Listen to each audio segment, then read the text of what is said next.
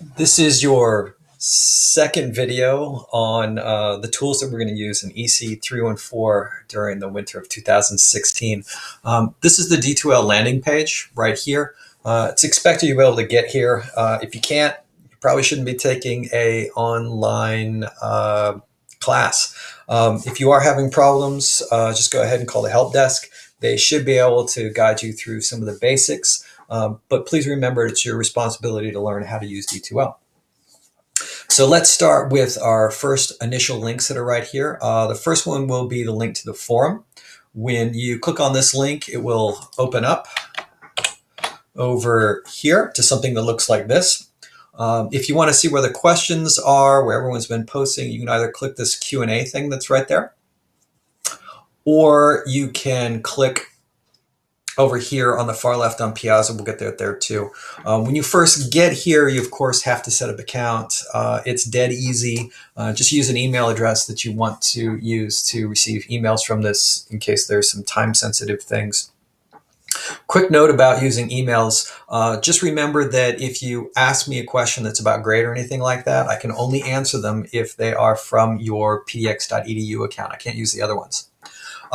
Anyway, so let's get on to posting on Piazza. In order to post a question, you just hit the new post button and start with a subject line which is actually informative. Don't use something like help or I need help or something along those lines. Have something which actually makes sense. Informative subject. And this makes it so people who are trying to help you, me included, will actually know if we can. Piazza also requires you to put your post into a category. You can definitely post more than one category. You can have it on all of them if you want. But again, try to make it so it's reasonably accurate. The question details that you have in there, just type. And the nice thing about Piazza, and part of the reason why I chose it, is that it's particularly good with math. So it uses LaTeX markup, like we have right here. So you can do things like this and have like, boom, and make it so that you have, nice looking equations when you insert them in. They'll be ugly as sin up here because it's LaTeX markup, but when you post them, they'll look nice. If you don't know what LaTeX is, basically once you hit the 400 level in math, almost all your homework will be written in LaTeX. And anytime you've got something which is equation heavy, this is what people use. Anyway, I'll cancel this one out, but that is what the forum system looks like. I understand that you guys probably have ads and I don't, but I can't do much about that right now. So I'll cancel out of this and we'll switch to go someplace else again. Anyway, so back over to D2L. The next link down the way is the Wiki. And so when you click on this, it will get you over to here, which is the outline of our Wiki. So please remember, in order to get into Wiki, you have to first get a wiki.account. And after you do that, you have to try to get into the EC314 Wiki.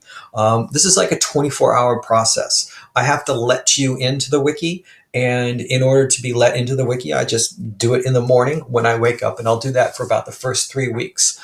So please remember, it is a 24-hour process in order to get there. Don't plan on signing up for the Wiki and then starting on a quiz a half hour later. It just doesn't work that way. Anyway, it is a true wiki, which means it's editable by everybody. I will go ahead and jump over to one of the elements that we'll see in a week or so, which is some of the common patterns for time discounting. And I apologize if this takes a while. I'm on a Chromebook. The general structure of the wiki was designed by me. These headings are usually mine. A lot of this text tends to be student generated. And these videos are all embedded in here. It's intended that you read everything and watch all the videos. Some of them are nicer than others. You can see somewhere I was experimenting with some hand-drawn things over here. Some of the videos will be me at a blackboard. There are a couple hundred of them in the wiki, so you'll have plenty there. Each one of the pages will have a rate function that's right here. It's we down at the bottom. and you can upvote them and downvote them. And if a page gets too many downvotes, I'll start going back to check on revisions, that kind of thing. You are also able to edit them.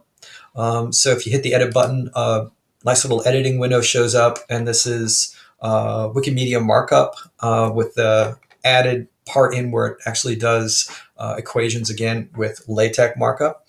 It's really easy to edit. So all you got to do is type away and it works. There's even some push button here things in order to get in stuff like bulleted lists, add in links, that kind of stuff. So if you see anything that bugs you, fix it. It's actually relatively easy to do. If you worry about breaking things, don't be. I check on all the revisions that folks make, and we can always roll back any mistake that you make. It is not a problem at all. And if you do make an edit and I go, oh, that's pretty good idea, I may expand upon it and so on down the line. So treat it as a resource for all of you to use, something that you should be using to help yourself and your students. So I'll cancel out of that one. And that is what the wiki is like. One last feature I want to add, and I'm going to go back to the course outline for this one. So we'll wait just a second because, again, I'm on a Chromebook and it does work a little bit slow. If you head all the way down to the bottom, you will see this thing that says Worked Question Archive. And here are going to be all the answers to those practice questions. Most of them don't actually have answers, it's just the questions, but fill in the blanks. If you've got a good idea on how to do it, put it in, and we can always delete it or roll it back if necessary.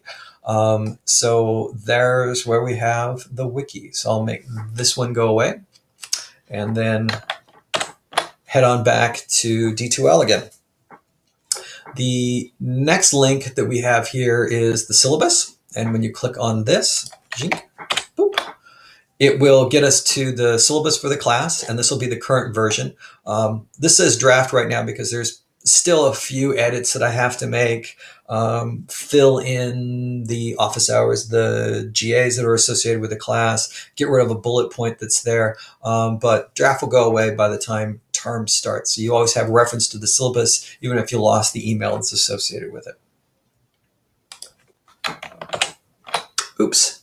And then let's head on back over here. The next link down there is schedule a meeting with Jamie. And when you do that, you end up on this form, which has a day spread out into 15-minute increments. And I'm going to just move forward to the start of the term so you can see some 15-minute slots that are available. In order to schedule an appointment, grab a slot that works for you, click on it, and then fill out the form. Write in your name, put in your email. You have to tell me how you want to meet.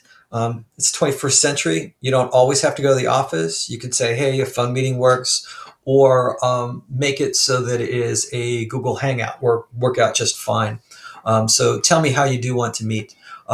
This right here is just a CAPTCHA to make sure that you're not a bot, and then confirm the booking and you're done.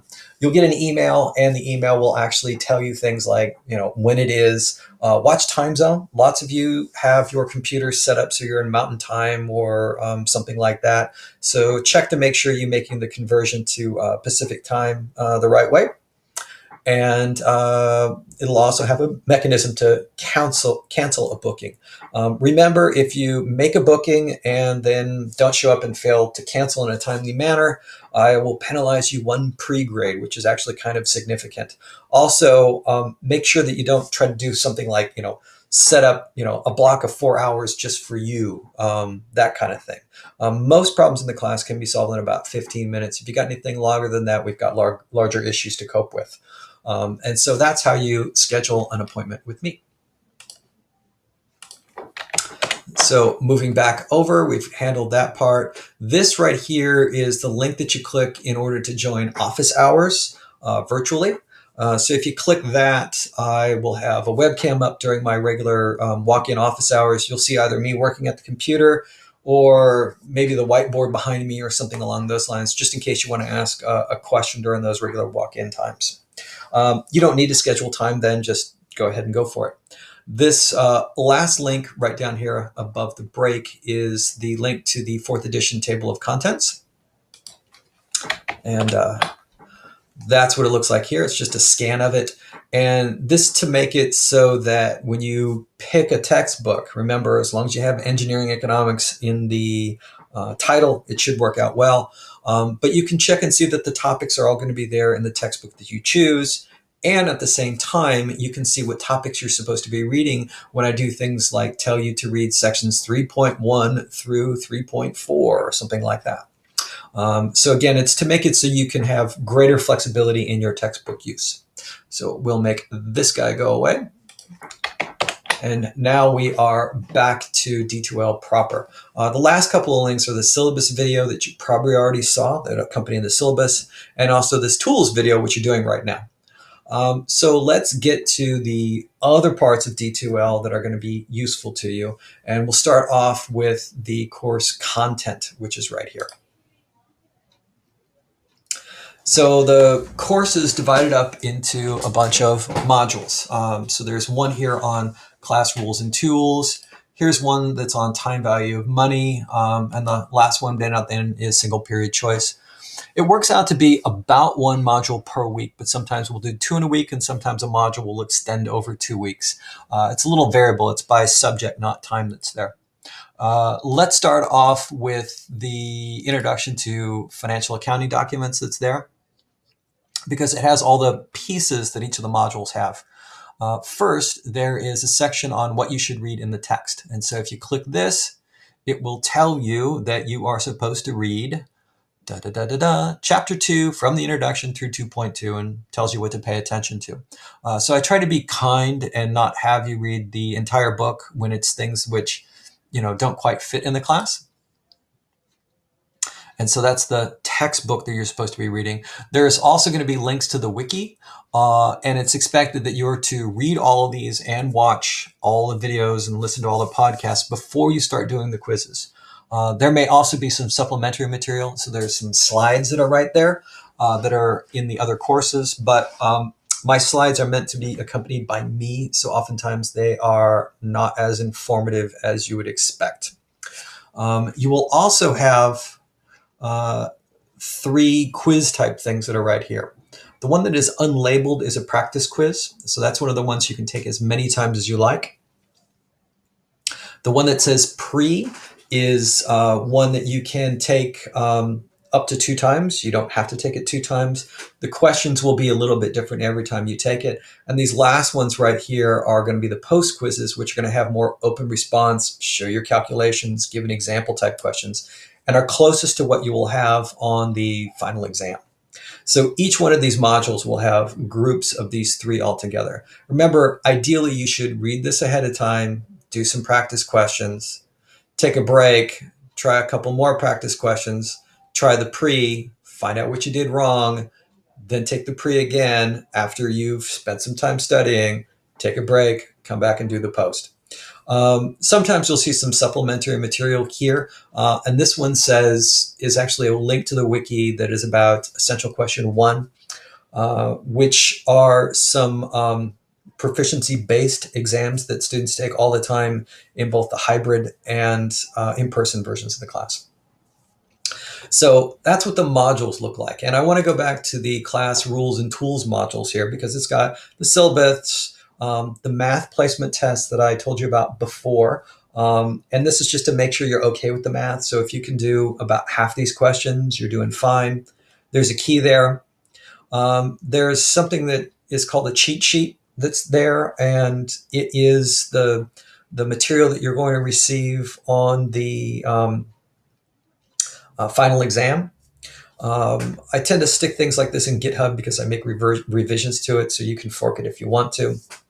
The syllabus video will be here again, and I've put a final exam. It's the actual final exam that I gave in fall 2015, so you have an example of what the questions are going to look like. While we're here, let's open up this class rules and syllabus quiz and work our way through part of that so you can see what we're going to get into when you take a quiz. First, the quizzes are, usual splash page setup that you can do them for 2 hours. This one, and as well as the practice quizzes, you can do an unlimited number of times. Remember the pre's, it'll show that you've done it once. And just go ahead and start up the quiz. So this one is explicitly about the syllabus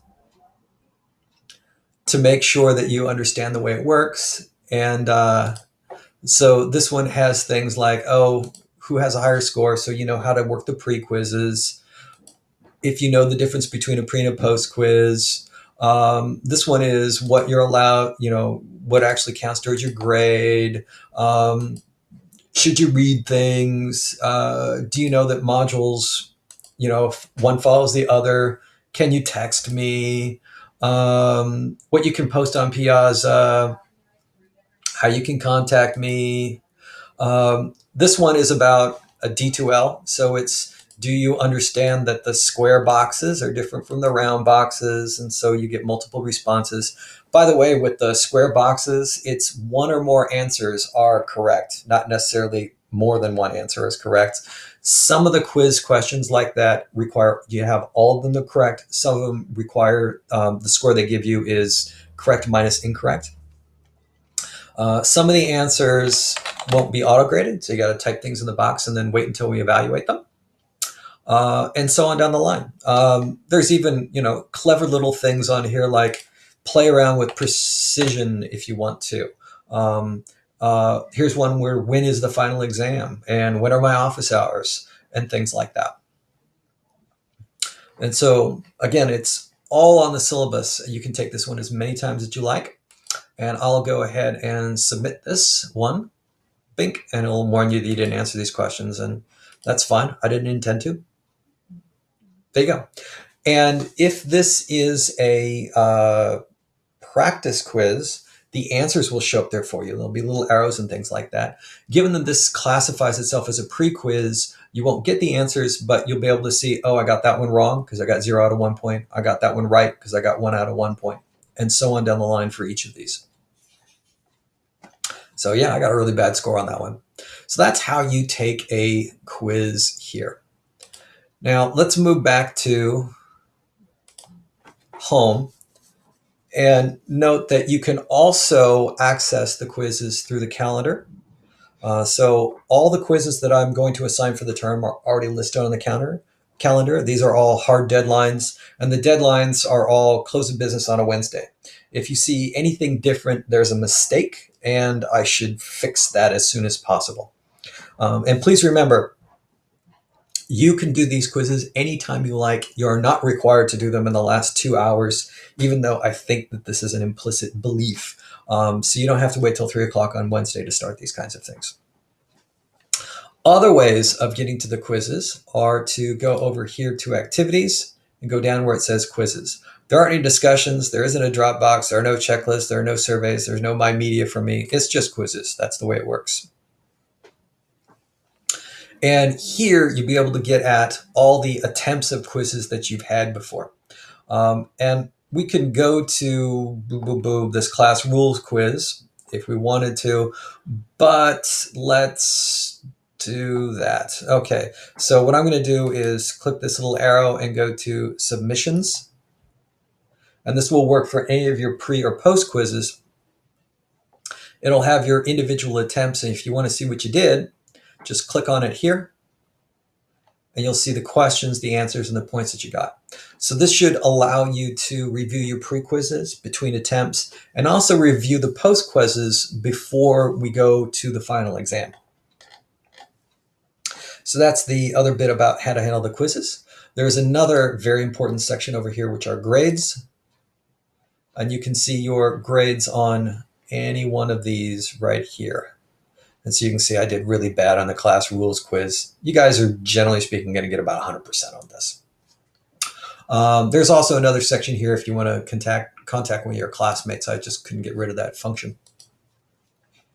Anyway, that's what the tools look like for EC314. And as usual, if you have any questions, please post them up on Piazza. Thank you very much. And hopefully I'll be seeing you in office hours since I will not be seeing you in class.